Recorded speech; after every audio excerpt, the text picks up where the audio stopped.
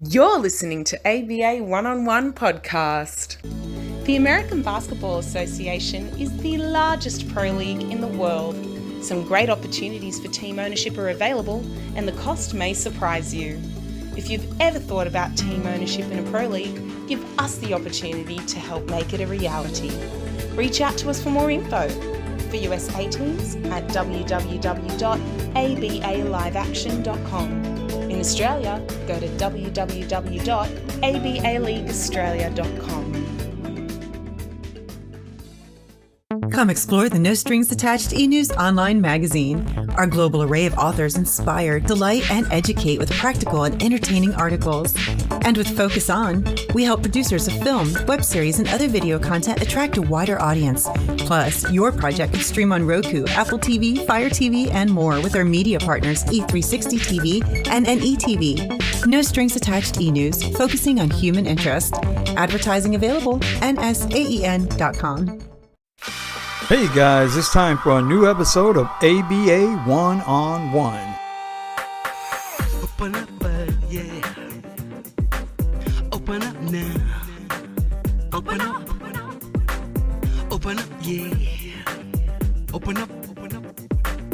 Open up now.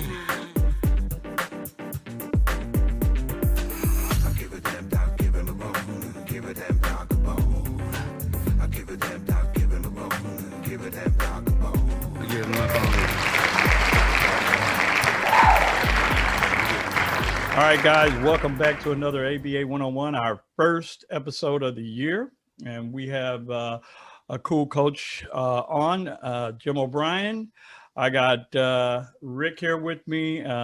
We got Brian's going to be out for a few weeks, but he will return. So, Jim, let me say welcome to ABA One-on-One. And, hey, let's talk basketball.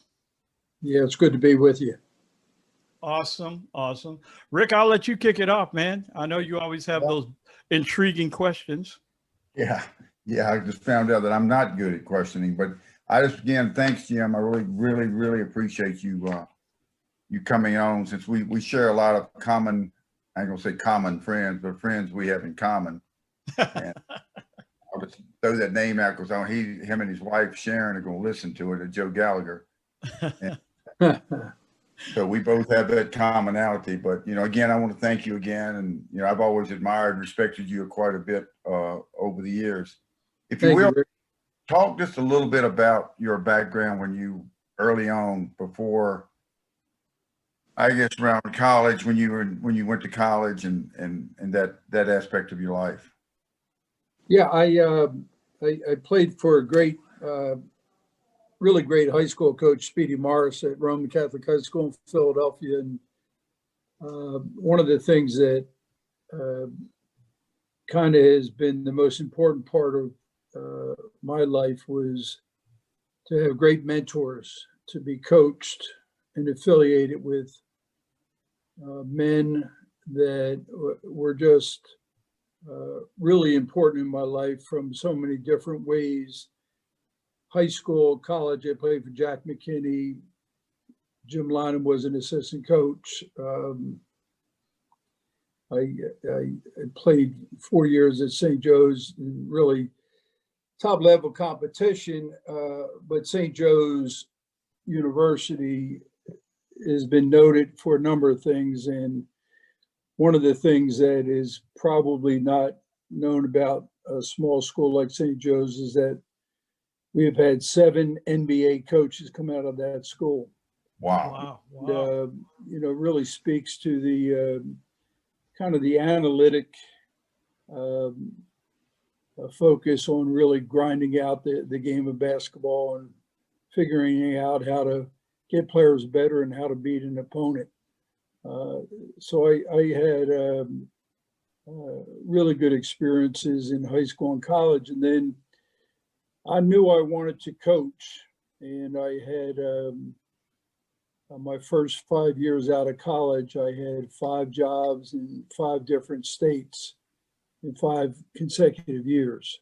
So I kind of started a nomadic type of journey through basketball. And my wife and I, who have been married for 45 years, in 12 states and 17 homes, and it's all been about the sacrifices that my family has made to, allow me to pursue the job of coaching basketball.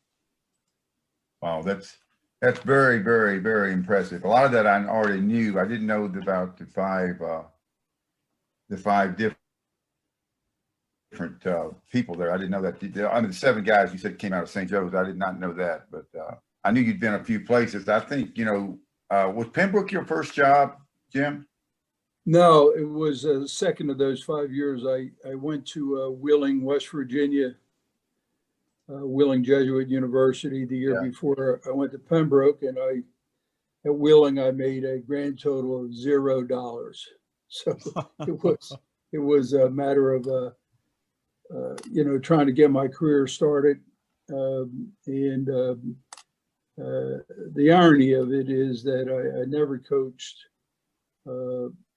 anything other than college and professional basketball. A lot of guys start out in high school, but I was lucky enough to jump right into college and kind of grind my way through the ropes, and went from Wheeling to Pembroke to graduate assistant's job with Lefty Driesell at the University of Maryland, then back to my alma mater at St. Joseph's University, and then the 5th year I went to the University of Oregon as the top assistant out in what was then the Pac-10, which is now the Pac-12. So that was kind of my progression early on in my career.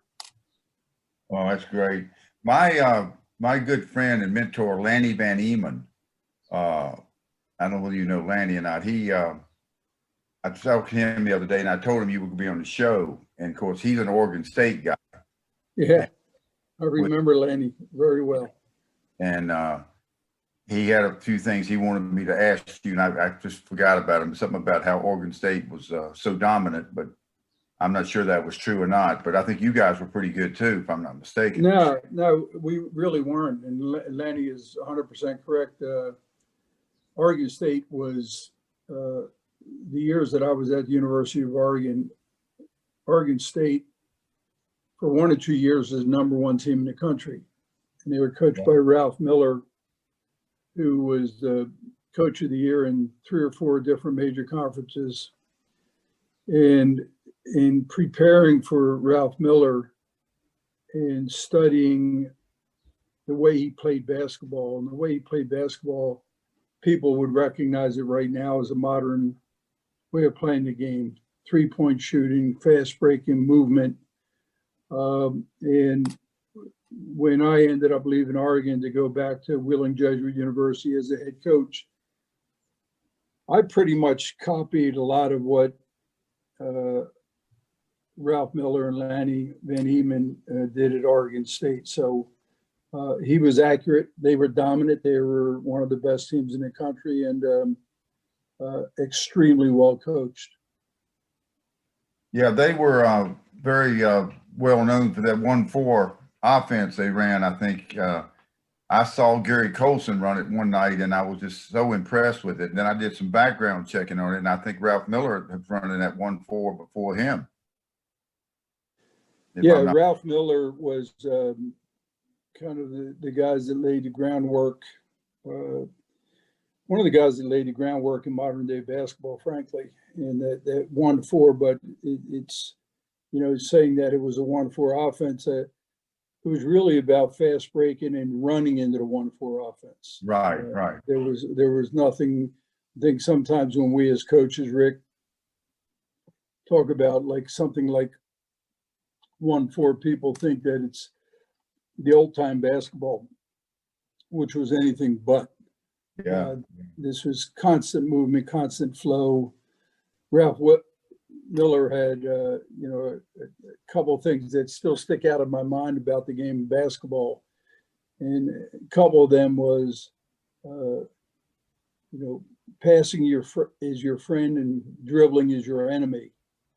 And Ralph would not let any bounce passes on the perimeter. The only time you could throw a bounce pass if it led to a layup. And, some of those things, I can't tell you how many times I've told players, both in college and professional basketball, that old adage about passing your friend and dribbling is your enemy. And, it really, it holds true right now. You look at the different ways that the top teams are playing. I mean, you can kind of forget about the James Hardens and the Kyrie Irvings of the world, but I think the Golden State Warriors were built on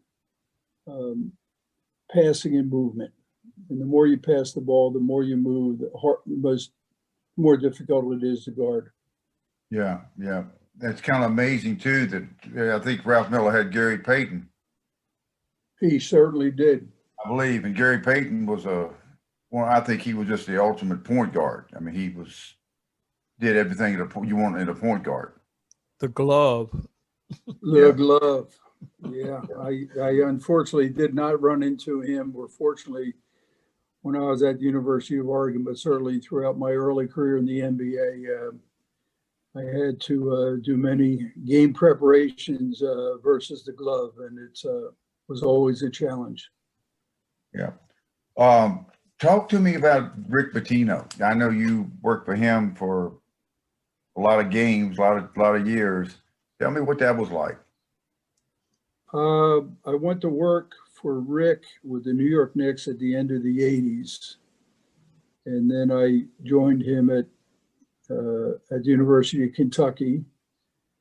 And then he took me up to the Boston Celtics. And when he decided to leave the professional ranks, he did it in a fashion that pretty much guaranteed that I was going to get a shot as an interim, which led to some good things in my life. But Rick Pitino is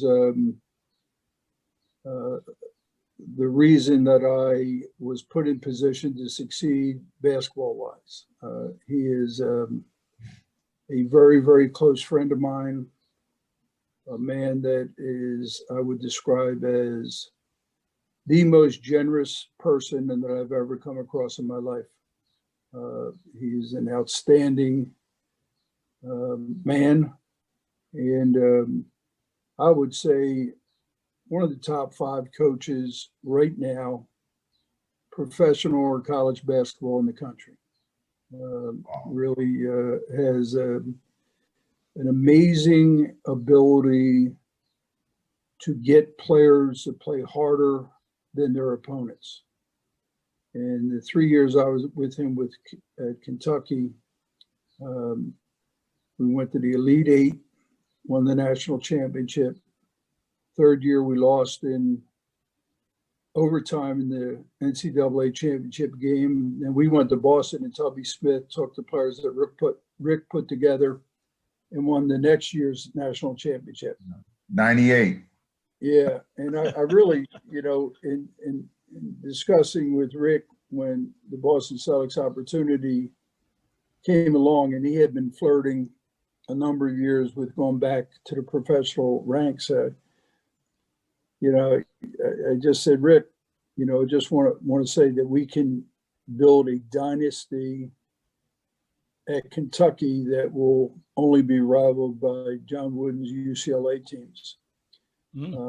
But when it came down to it, I mean, the Boston Celtics threw so much money at Rick, and the fact that he had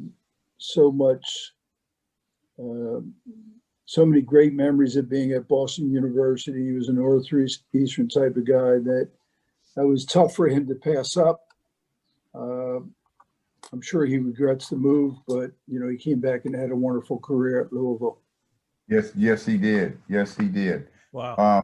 I've always kind of, I knew you worked for him at Kentucky and with the Knicks and Boston. I did know that he took you when y'all went to Boston together, and you had that unbelievable run after he left. I think that, it may, like you said, maybe launched your career. Yeah, it did. And, when Rick was thinking about leaving Boston, and we had an amazingly difficult job when we went up there. I said, Rick, we're just about ready to turn this around. He said, I agree. but you're going to do it. I'm going back to college. And, but many people have said in the past, and wrongly, that he failed at Boston. He did not fail at Boston. As a matter of fact, he turned that around. He turned it over to me when it was right to succeed. But he built it up to where the year before we got there, they had won 9 games. And first year we won 36 games. And he really set the groundwork for the Boston Celtics to come back. Was Danny Ainge the GM then? No, he was not. Chris Wallace, who's with Memphis now, was the person that Rick Pitino hired. And Chris was with me my interim year. Then the next year when we took the team to the Eastern Conference Finals. And then then he brought in Danny Ainge, and we went to the second round.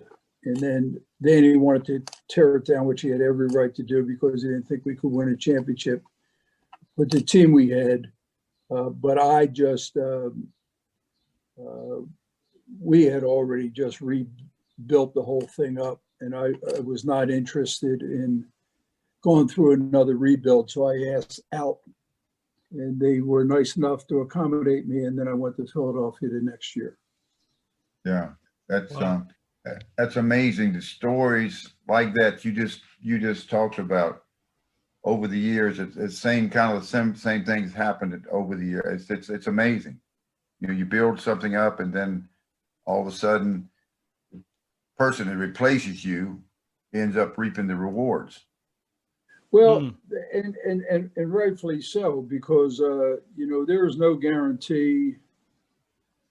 When I left the Celtics, and I was at the peak of my marketability, and I knew I was going to be able to get a job right away. There's no guarantees at Boston that their rebuild was going to work out, and it didn't work out for a while. Doc Rivers ended up taking over and really went through some really, really difficult couple of years.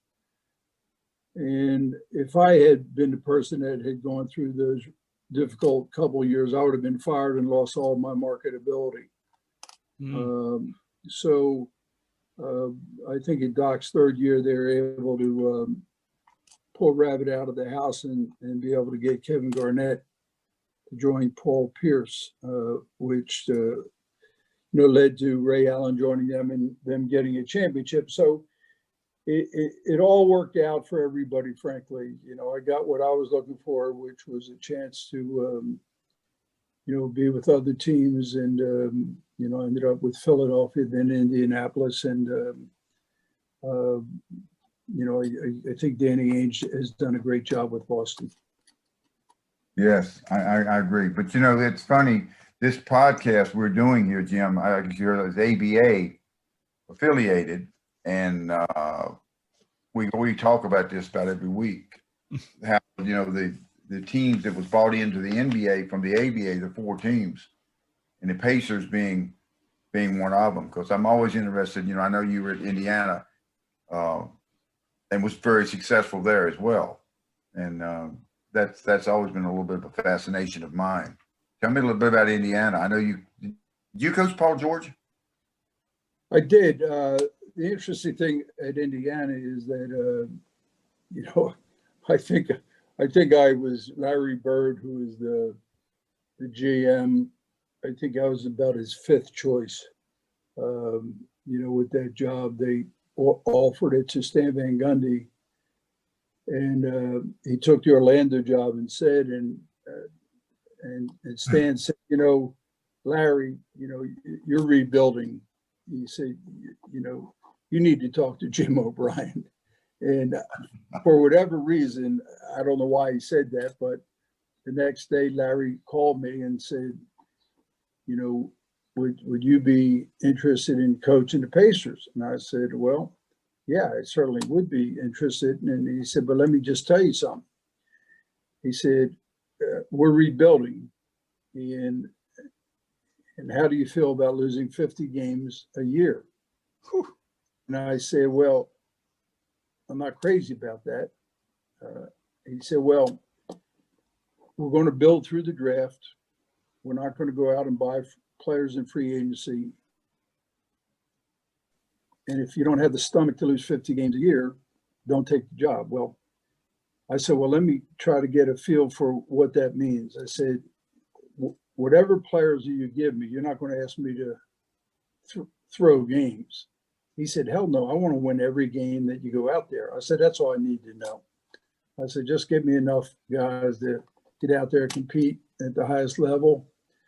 And then he said, look, when we turn this around, you're going to be retired in Florida. And he said, and I'm not going to be with them. And he was true to his word, and he was as good of a guy you could ever work for. Larry Bird was a man's man, loyal to a fault, understood the game, at a level that we could only dream to understand it. And it was a joy to be around him. And when we were entering the draft, when Paul George was coming out of college, Larry was always a guy that, you could have a whole scouting staff, but Larry was going to make the choice on the players. So we went out to the Chicago Combine, when there used to be a combine, to look at all these guys, running through drills and playing 3-on-3 in the half court. And so Larry went and sat by himself. I went and sat by myself, and we watched it for 2 days. And we were flying back to Indianapolis, and he said, tell me who you like there. And I said, I'm afraid to say that I like this kid from Fresno State. I like this Paul George. He said, don't tell anybody. That's who I love, and that's who we're going to draft. And I don't even think he was on our scouts' radar. Wow. But he was, he had some qualities that really stuck out to me, other than the most obvious talents. I mean, he could handle the ball. He was 6'7", 6'8". He looked like a shot that could improve as time went along, but he had the best defensive hands that I had seen in a long time. He had the ability to, get 10 deflections a game, getting his hand on passes or the dribble, and he became notorious for that. Even to this day. Well, frankly, Rick,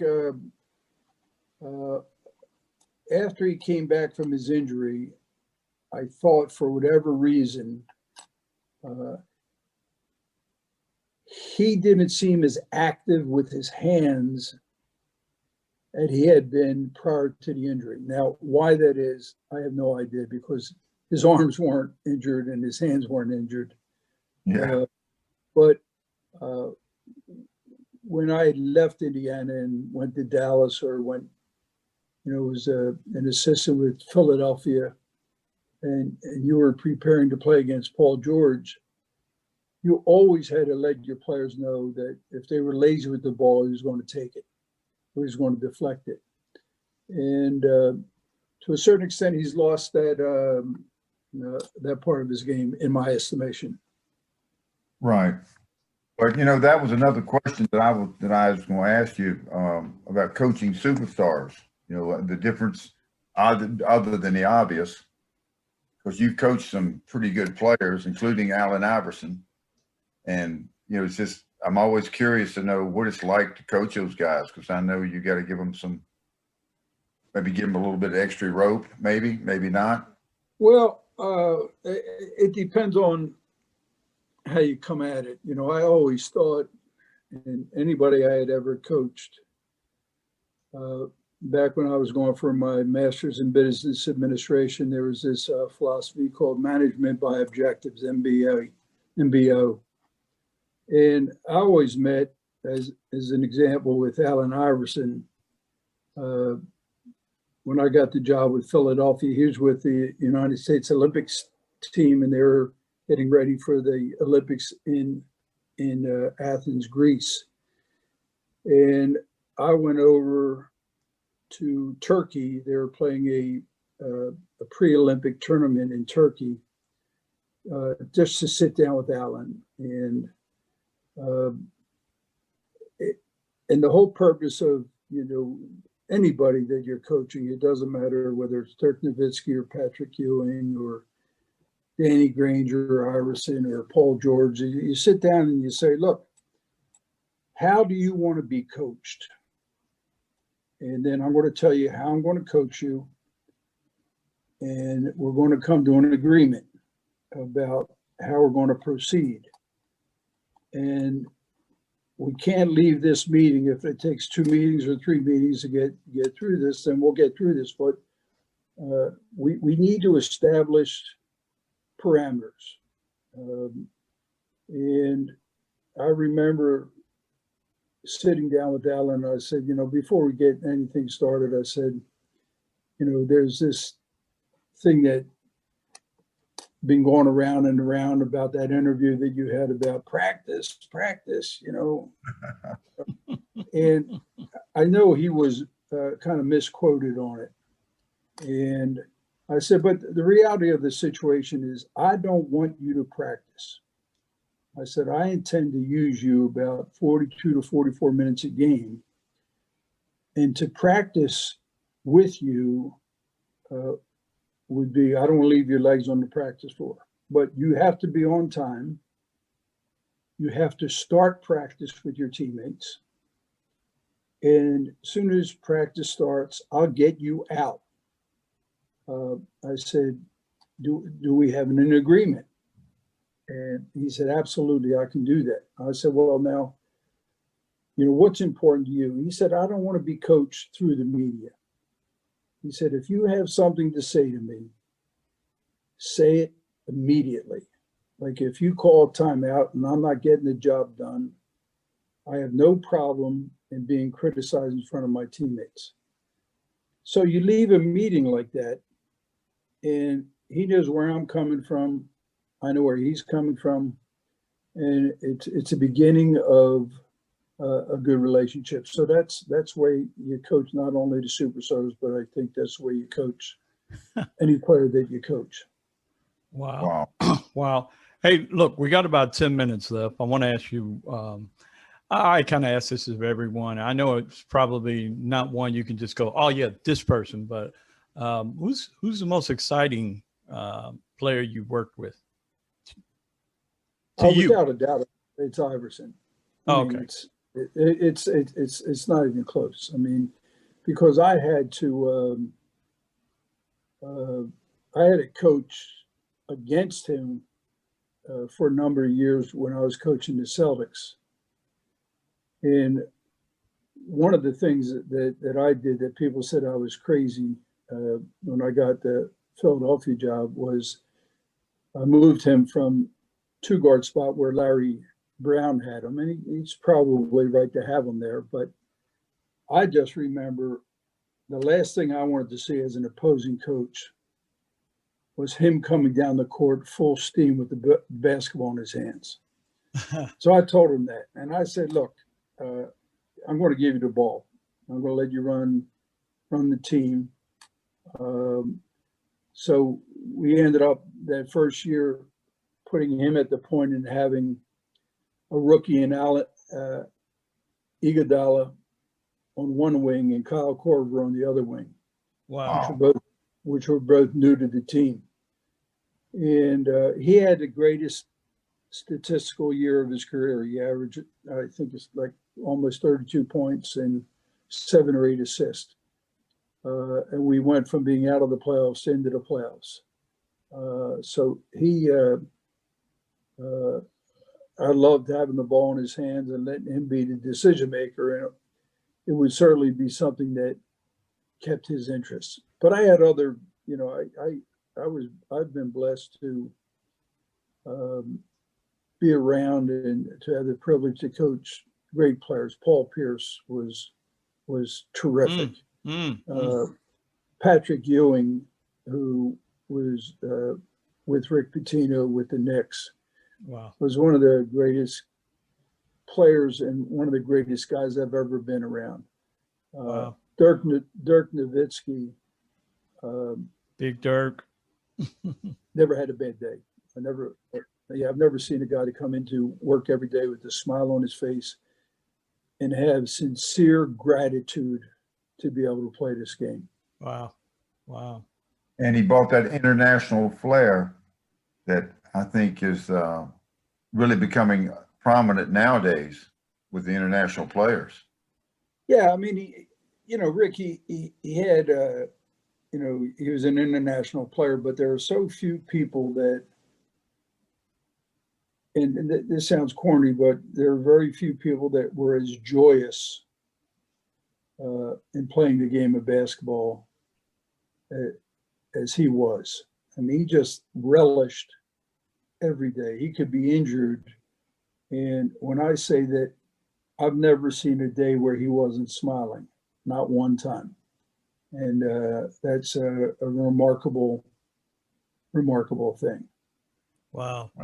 Well, that's kind of why we do this podcast. And, we have the ABA over here in Australia now that, we're the expansion version, but everybody knows that in the game, the end game is the NBA, and to inspire young players coming up. And, we try to that's why we do the show. We try to give them more people to listen to that can affect their careers going forward, maybe give them advice, show them who they should be watching.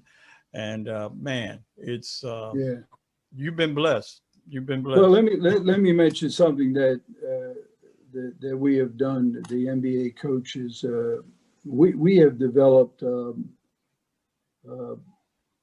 probably the greatest sports library of video content in the history of sports.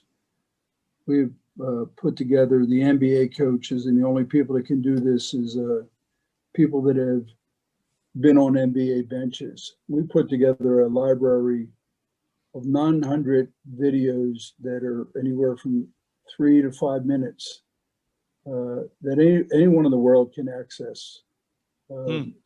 It's all you have to do is go on ecoach.com, and there's a whole menu of things. And when I say that these are drills for beginners, intermediary people, and advanced people, and it's all about coaches talking about their favorite drills and going through them at such high quality. It's done with 9 cameras at a time, drones, players with body cameras on, and all these guys put these drills together, and it's really it's something to behold. And I got this idea having lectured in China and South America and Europe, and it's really something that we're very, very proud of, and we think will grow the game no matter who wants to take advantage of this. Wow. I didn't know about that either. I'm very glad you brought that up, Jim. That's wonderful. We had Brendan Sir on here one night, and I think they're trying to do something similar, but it's not. I'm not sure it's like this. Now, this is there are 3 partners: eCoach, the NBA Coaches Association, and the NBA. So the NBA recognized that the Coaches Association was interested in doing that. The NBA has been trying to get its coaches to do this, but we eCoach, and we kind of beat them to it, and they joined the party. And every one of the drills has some NBA content in it. And to see Steve Kerr and Brad Stevens work with young players and talk about the fundamentals and the drills that they work on in and day out, and be able to do it the length of what would be an iTunes, when you want to download a music video. It's really something special, and we're very, very proud of it. Wow. Well, look, man, we're about to run out of time, but definitely, Jim, it has been awesome having you on. And I always like the coach's perspective. As fans, we're on the outside looking in a lot. So definitely great to talk to you. And Rick, you only had 60 questions this time, not 61. You did very good, man. But CJ, we also got to book another seat on that plane, that chartered plane we bring. I know. We got to get Jim over here to Australia. I'm sitting. Well, Brad has been trying to get me over there for the last 4 years that I worked for him. Oh, So I look forward to being in Australia. oh my God. I think I got 38 seats booked right now. So it's looking good. I got Nick Anderson was the last one to say, yep, we're in, so I'm like, here we go. Oh man. Well, look, man, we want to thank you, Rick, as always, man. I'm glad you're here with me.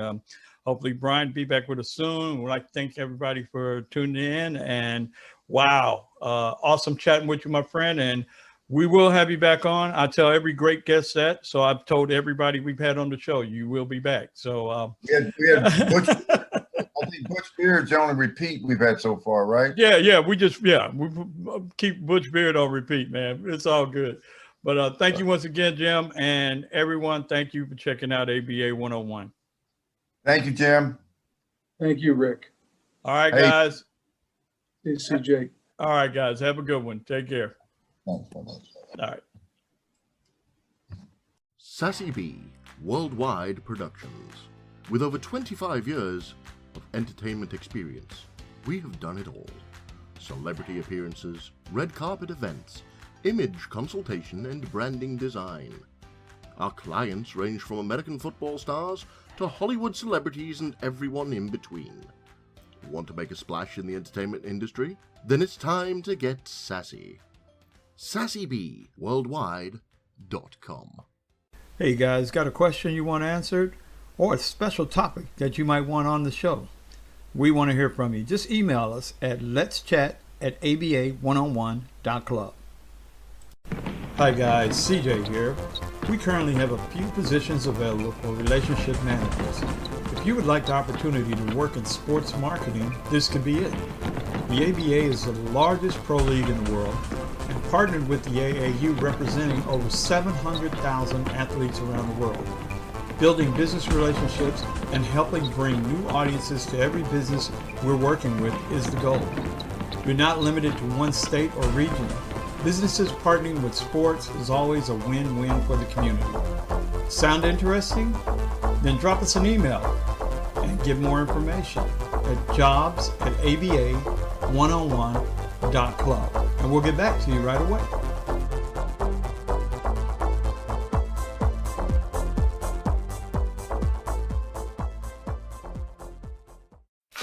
Well, that's going to do it for this week. Remember, you can keep up with every episode by subscribing via our website. Follow us on social media and tell your friends about us. Next week, new guests, more basketball tips, more basketball stories about the game we all love. Till then, be safe and keep your eyes on the ball.